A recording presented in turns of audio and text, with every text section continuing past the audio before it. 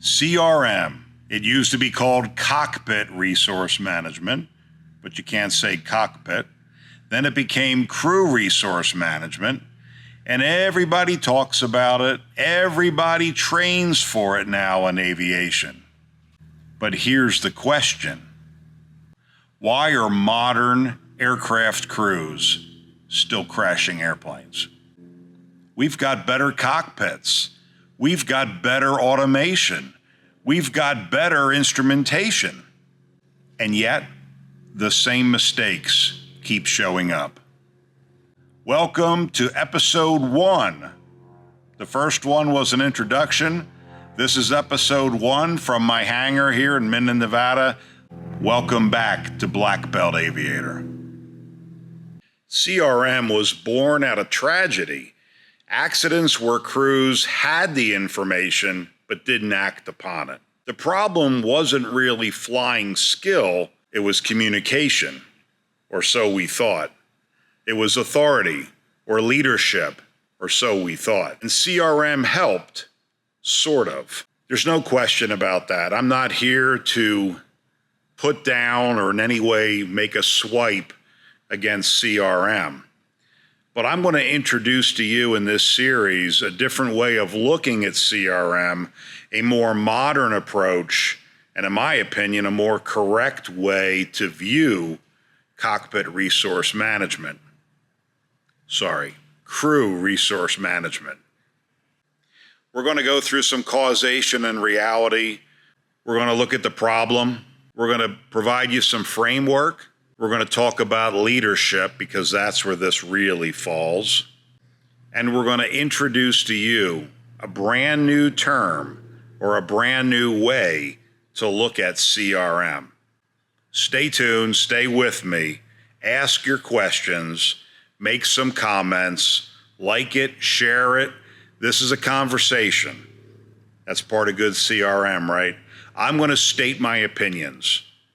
You're going to challenge me where I need to be challenged, and we're going to work together to improve aviation safety and to fix what I call a skill problem in aviation. Look, I'm not anti-CRM, far from it, but the honest answer is that from the 80s to the 2000s, a whole stack of changes in aviation improved aviation safety. Things like better crew training, better procedures, better cockpit displays, FMS capability, JIPWIZ and eJIPWIZ, TCAS, more capable autopilots, flight envelope protections, a whole host of things. I won't go into them all here. But there was better feedback loops as well, better information shared, and stronger standardization. That means that CRM was a contributor to an improvement in aviation safety, but it's far from the causality, or it was not the cause that improved our process from there. And although the long-term slope of aircraft accidents has improved, and the incidence rate of fatalities has improved. You know, Boeing says that there was a 40% decline in the total accident rate from that time period I just mentioned, and about a 65% decline in fatal accidents. The numbers don't always tell the full story. That's why we look at multi-year averages, and just because we see a trend change, we can't assume that one of those variables has been the cause. In short, CRM helped, but CRM didn't save aviation by itself. Technology reduced some types of accidents very clearly. Airbus specifically notes that glass cockpits and FMS improved navigation and helped reduce CFIT accidents, which is controlled flight into terrain, a very bad thing, and that fly-by-wire with envelope protection reduced loss of control in later generation aircraft. So the planes are easier to fly and give better protections.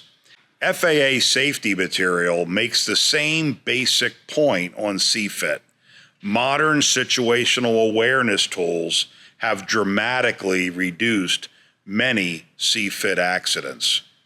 However, and listen to my howevers, the same modernization that reduced some risks also created new failure paths, mode confusion, automation dependence, weak monitoring skills, loss of manual proficiency, and crews who can operate a system without fully commanding it.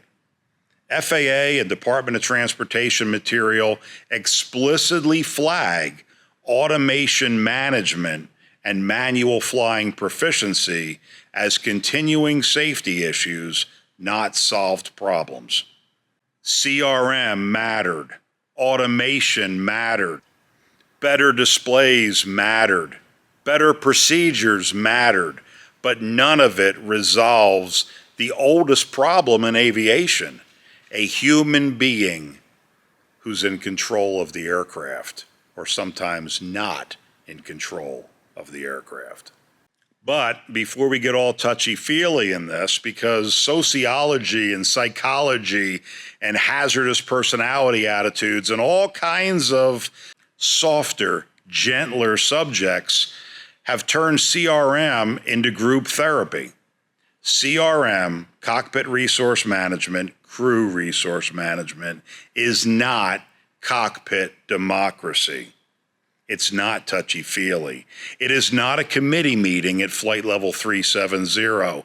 Someone is still in command.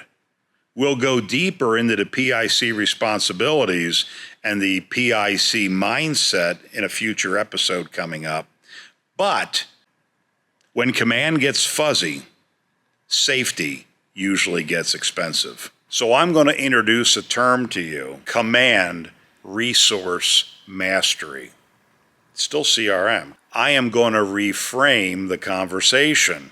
And I'm going to call CRM, because I'm the Renegade Aviator, I can do whatever the hell I'd like. I'm going to call this command resource mastery. So I removed the cockpit. Are you happy now? I want to keep it. It takes the acronym CRM back to performance. I'm not rejecting CRM. I'm rescuing it from the fluff that it's become, taught by people who many times have very little experience in the cockpit. I'm going to give you a couple of examples here and just see how these fit. I'll talk about Colgan Air 3407. You know, the NTSB found that the captain reacted inappropriately to the stick pusher and that the FO said, "I'll retract the flaps." She just decided to retract the flaps when the aircraft was right on the verge of stall, which caused a stall. Imagine that. But this again is a fairly recent example, and I'm not going to replay the whole event, and I'm not going to put blame anywhere particularly, but this is post-teaching CRM, where in the past, the captain was the mean old bad guy that didn't listen to anybody, that it was some magical thing that if only the captain had listened to the first officer, everything would be fine. And that was true in some accidents, but it's not true across the board. There is a skill set difference between flight crew members, and I want to approach that a little bit more in depth later. The Colgan incident was not a failure of CRM. The Colgan incident, the Colgan tragedy, was a failure of command, of monitoring, and of disciplined execution when it mattered. I mean, look, we have Atlas Air 3591. The NTSB concluded that the first officer likely experienced spatial disorientation after an inadvertent go-around mode activation. Again, not to get into the details of this whole thing, because it shows a modern cockpit, it shows a trained crew, and a collapse in monitoring and command, not necessarily CRM, although it had everything to do with CRM. You'll get it. Stay with me. And look, you know, Tennessee Fly Girl. We've got this social media stuff where today we want to go look at me in the cockpit instead of worrying about flying an airplane. And it goes back to this, which I don't believe we should. We should never differentiate, not never, I don't say never, I don't say always. I always do that. But this Tennessee Fly Girl crash is another recent example. And I wanted to throw something in there with a single pilot situation because CRM is CRM. We don't differentiate between crew and non-crew. At least we shouldn't. There's enough stuff to learn in aviation. But the NTSB final report said we had all kinds of altitude and heading deviation, lost comms, a rapid descent, consistent with a loss of control, and instructors told investigators that she routinely demonstrated poor aircraft control and poor command of automation. So again, CRM, we're talking about managing the resources at our command as the pilot in command. So it can affect crewed aircraft, it can affect single pilot crewed aircraft. It's still crew. The CRJ that ended up inverted at the Toronto airport, was that CRM? Did the crew coordinate? They were trained in CRM. They were trained that the same thing everybody teaches, hazardous attitudes, I can do it, that the captain may not be listening, that people are not taking everybody's opinion. But again, a simple situation where with all that CRM training, we had a skill set problem in the cockpit, clear as a bell. Anyway, so that CRJ at Toronto is, it's a current example of a modern crewed jet where training, technique, and cockpit performance are under scrutiny. And I'm not going to blame one thing or the other, but here's my strong defensible formulation.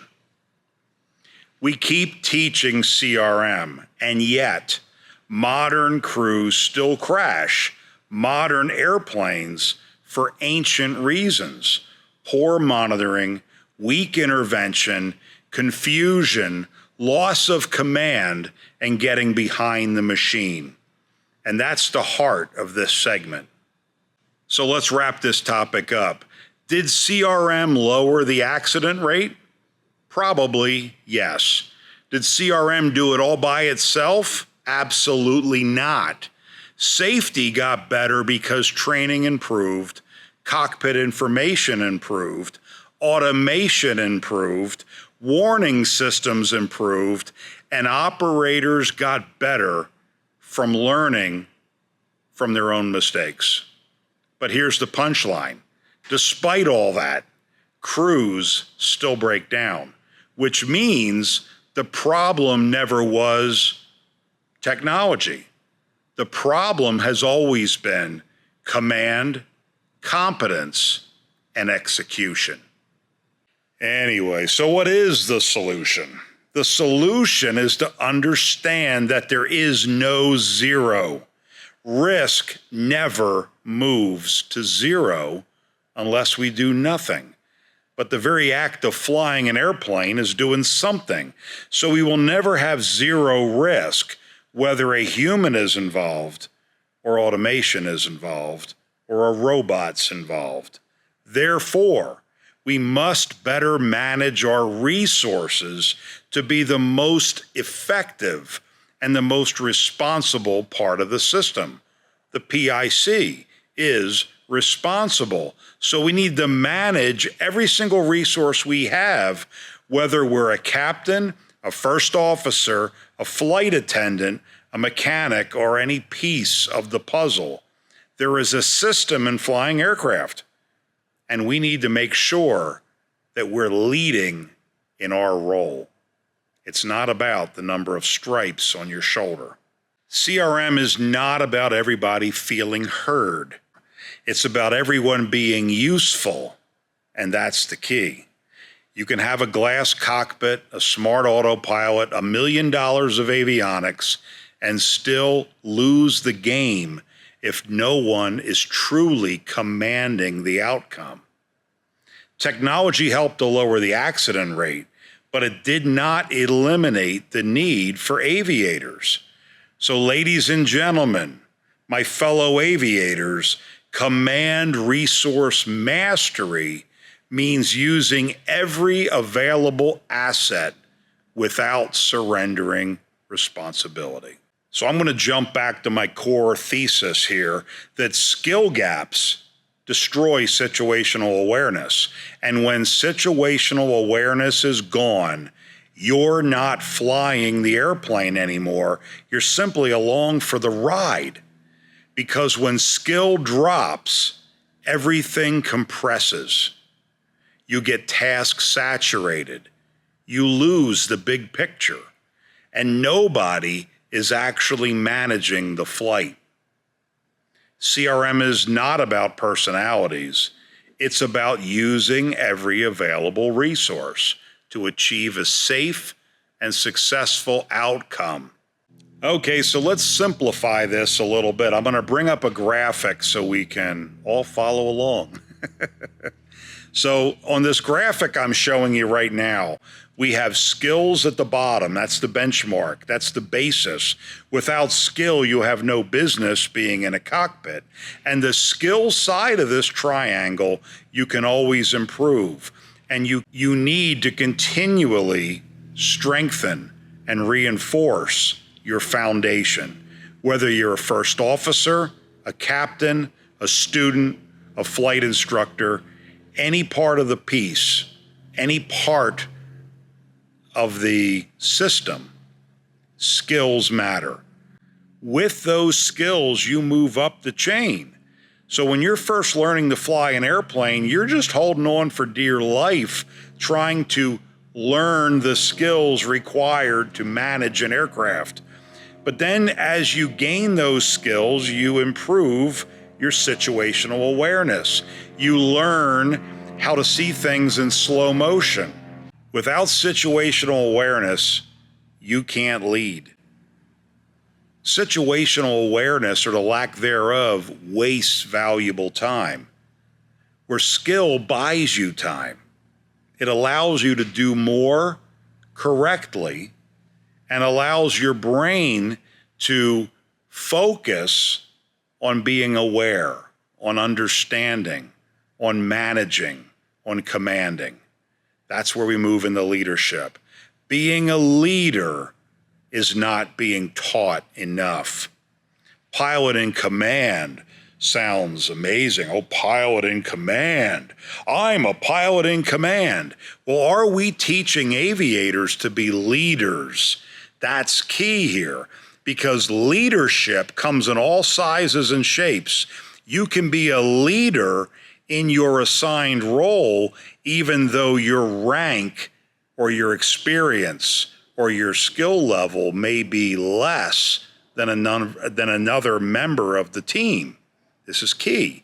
You lead from where you are. You don't wait for it to be bestowed upon you. You can be a leader as that first officer because you have the skills for your job and you are situationally aware in your role on that team. Therefore, you're an asset to the pilot in command. You're not a liability. And pilots in command, if you don't have the skill, if you don't have the situational awareness, you are not of value to your flying partner, to your first officer, to another member of that team, whether this is aviation or not. Because in the end, what matters is the outcome. In the end, what matters is the safe conclusion of the flight. That's what matters. If you're getting paid to fly an airplane, or if you're flying your family, nobody gives a rat's behind about your feelings. They don't care about anything other than if you're being paid to fly, the cargo and those passengers get to where they're going safely. And if you're flying personally, your friends and family arrive safely. That requires leadership. We're not teaching leadership. We're teaching personality types. That sounds great. That's awfully soft and warm and fuzzy. That's awfully great to tell people you need to be heard. And all we need to do is teach the captains to listen to our little comments, which may have nothing to do with the safe outcome of the flight. So captains, you should have the experience. Your experience should be more than your first officer's experience. Not always. This is not a all or nothing conversation here. But as the pilot in command, you need to have enough situational awareness to understand that you don't have all the answers, that you can look at the person you're flying with, you can look at that person and say, help me out. What are you seeing that I'm not seeing? The best leaders ask the best questions, and then they make a decision because they are responsible. If you can't make a decision, you have no business being the pilot in command. So let me sum it up real quick. When skill drops, SA collapses, leadership disappears, and the airplane wins. We win when we do our job properly, and we bring that airplane that left the bonds of Earth and flew high in the sky, and when we arrive safely at our destination, we did a great thing. We're aviators. That's what we do. That's what we love. And we do it better because we're excellent. And that's what we focus on, not perfection. You can never be perfect, but with the right team and the right leader, meaning everyone on your team is a leader, we all win. All right, and these are abbreviated lessons. Trust me, we can get far more in depth. Stay with me on this series because we're going to touch on all this stuff maybe a number of times as we move through each of these episodes. But let's continue on leadership just for one more second here. Leadership is not about being in charge. It's about having the awareness to understand your situation, your aircraft, your tools, your people, and then making the right call. We need more leaders in the cockpit, not more people being heard. We determine the leader that we are. Hint, it's not the number of stripes on our uniform, but we better damned well understand how we fit into the overall process. That flight attendant in the back is not responsible for what's happening to the aircraft, but she sure can be an asset and a set of eyes if I, the leader, the pilot in command, brief her on what I expect and where she can help. That mechanic has a role to play if I ask the right questions. What else have you seen? What else have you noticed? What should I be looking out for? The dispatcher has a role to play. Have you also checked into this or that, or have you considered other alternatives? And be a part of that solution. An ATC, although they're not responsible for me flying my aircraft, but I can use them. They have tools that I can use in the command of my flight about delaying vectors when I get overloaded, about weather and traffic, and crash, fire, and rescue when I need a hand.